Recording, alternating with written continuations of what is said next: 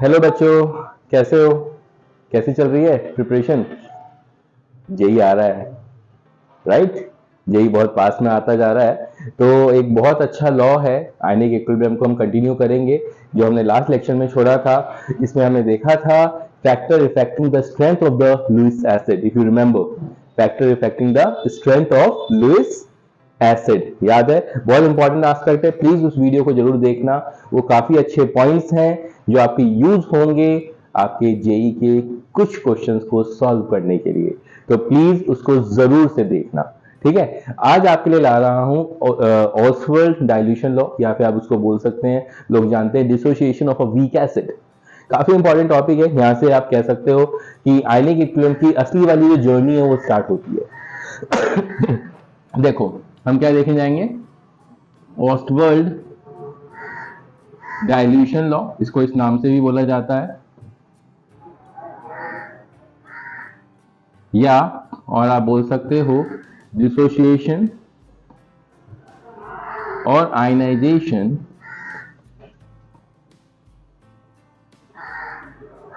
Of weak acid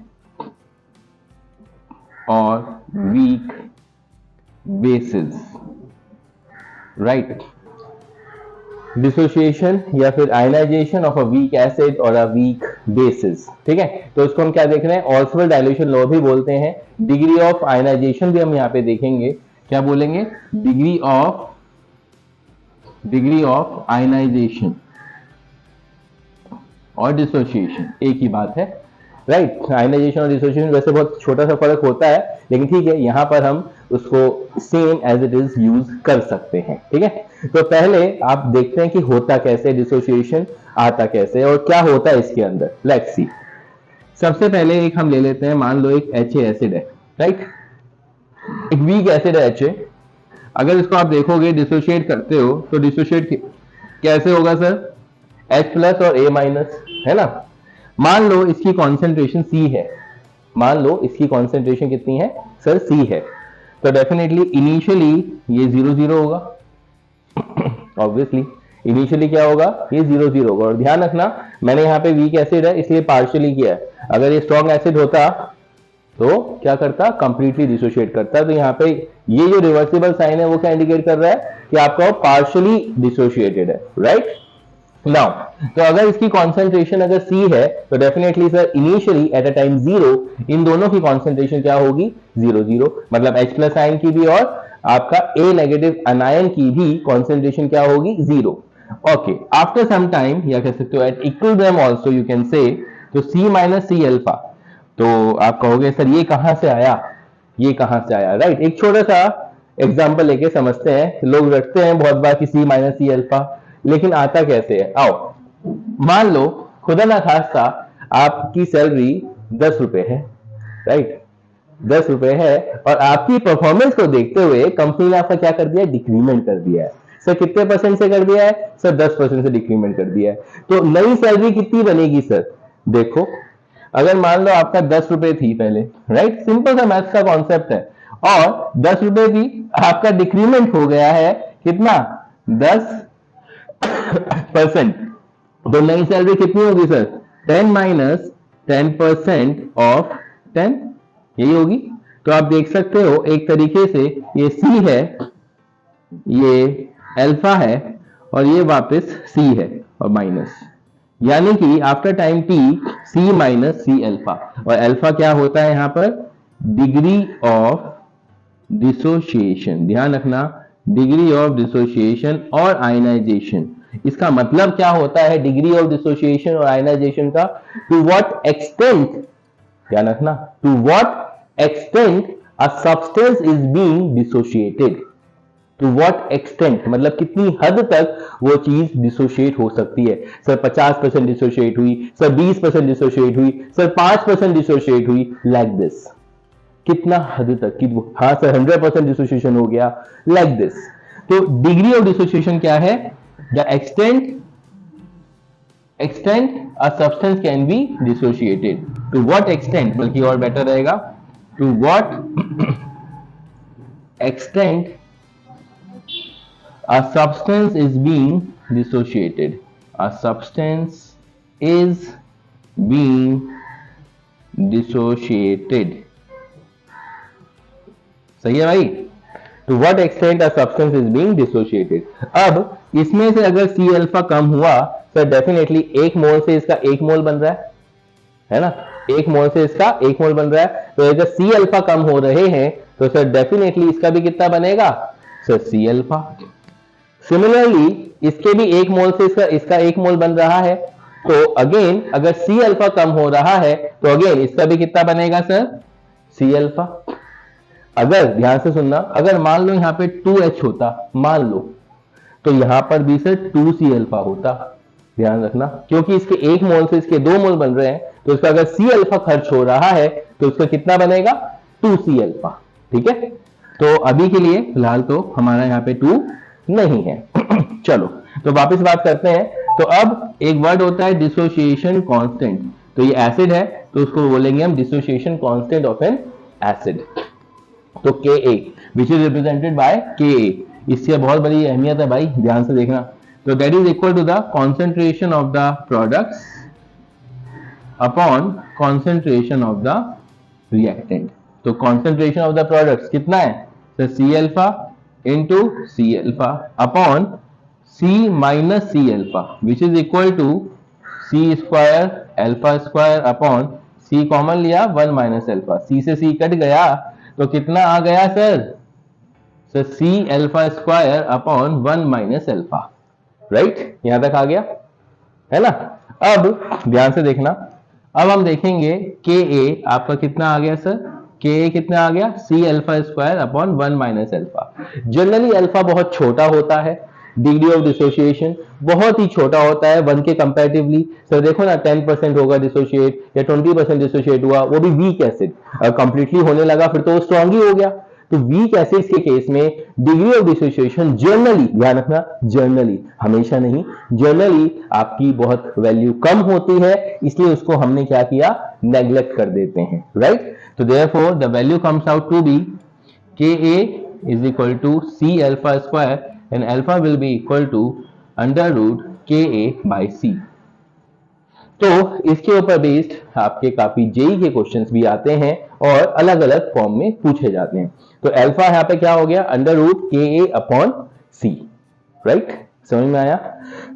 in a similar fashion अगर हम देखेंगे फिर वीक बेसिस ऑल्सो सेम, बिल्कुल सेम है। राइट, देखते हैं, आओ।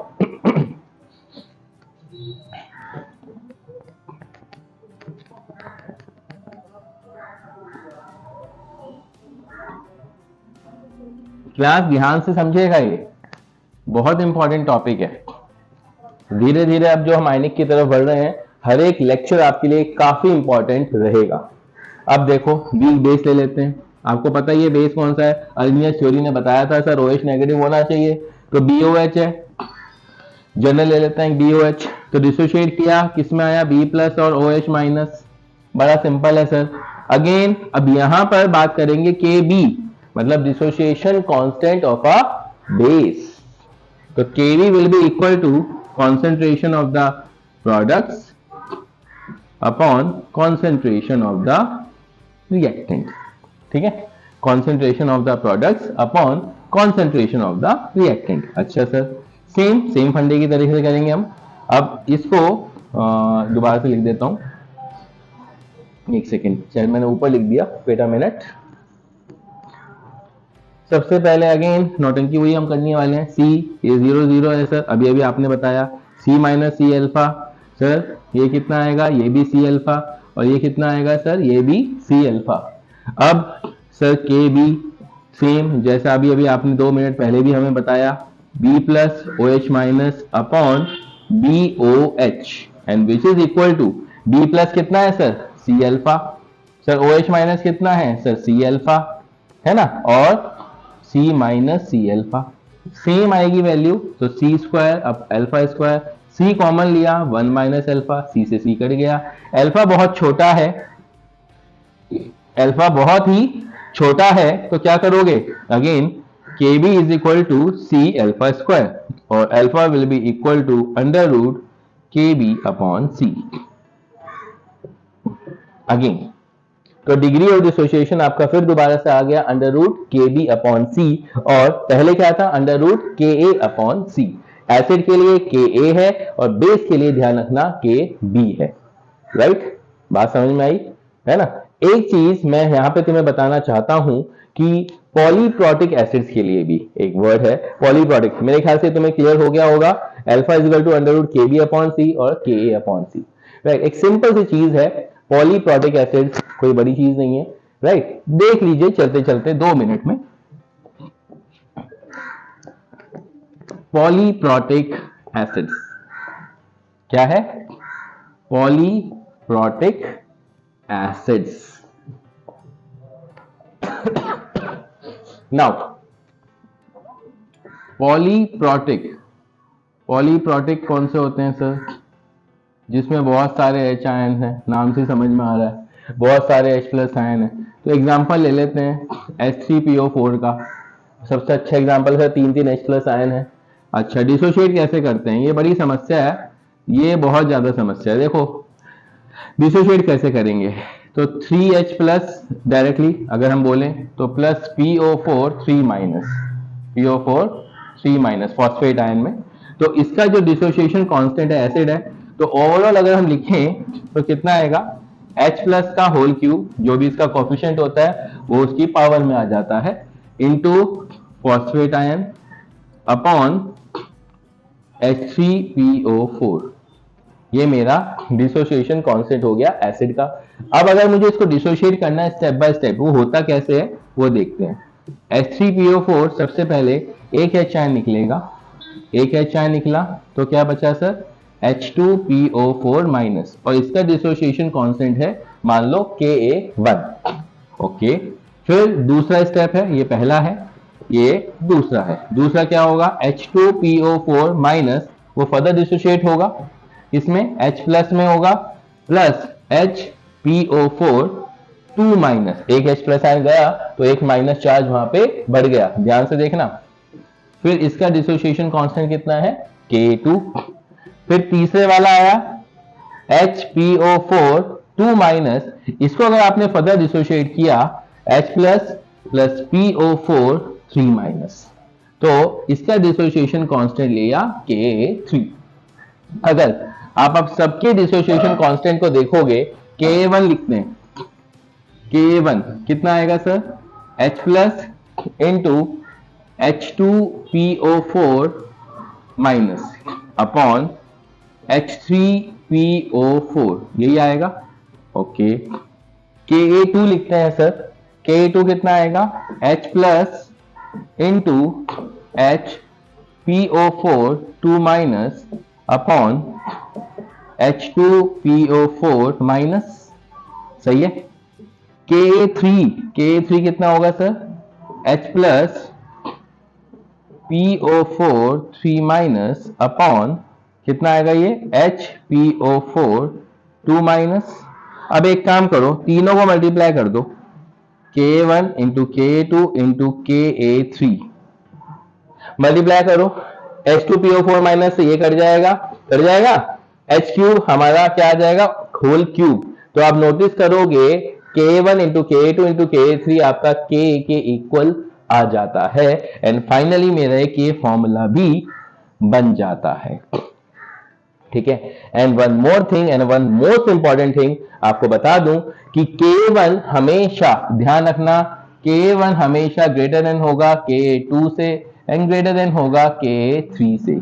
बात रखने की भी नहीं है, थोड़ी समझने की भी है, क्योंकि H3PO4 अपने आप में एक एसिड है, जबकि बाकी जो हैं वो अपनी आयनिक फॉर्म में आ जाते हैं, which will not be considered as a acid या good acid, you can say. H plus ion है लेकिन आयन की फॉर्म में आ चुके हैं, तो it is not considered to be a good acid. उनका डिसोसिएशन उतनी जल्दी नहीं होता, राइट, उतना डिसोसिएशन उनका जल्दी नहीं होता। Got it? तो ये पॉइंट आपका बहुत काम का है, और ये पॉइंट आपका जेई एस्पेक्ट से बहुत काम का है। अगर आपके 3 से ज्यादा स्टेप्स में होते हैं तो K1 into K2 into K3 into K4 and so on, अगर आपकी वैल्यू दे रखी है तो। ठीक है, गॉट इट? तो K आ गया और आपका ये भी आ गया। वन मोर थिंग, जितना ज्यादा वैल्यू K की होगी उतना अच्छा वो एसिड होगा। more the value of Ka, stronger will be the acid. Remember that, more the value of Ka, stronger will be the acid. ये पॉइंट लिख दे रहा हूं यहां पे, more the value of Ka, stronger will be the acids. सही है। Please students, ionic equilibrium को हल्के में मत लेके जाना। चैप्टर इंपॉर्टेंट है, जेई के एस्पेक्ट से भी और नीट के एस्पेक्ट से भी, इवन सीईटी के एस्पेक्ट से भी। तो एक एक वीडियोस को देखना, और अगर कुछ भी डाउट है रिलेटेड टू दैट टॉपिक, क्योंकि बहुत अच्छा और हैवी टॉपिक है, जनरली स्टूडेंट्स को प्रॉब्लम आती है, तो प्लीज उसको एक एक चीज को समझना। जो जो मैंने आज भी बताया है, ओस्वाल्ड डाइल्यूशन लॉ भी आपको बताया है, और पॉलीप्रोटिक एसिड्स के बारे में भी आपको इंफॉर्मेशन दी है।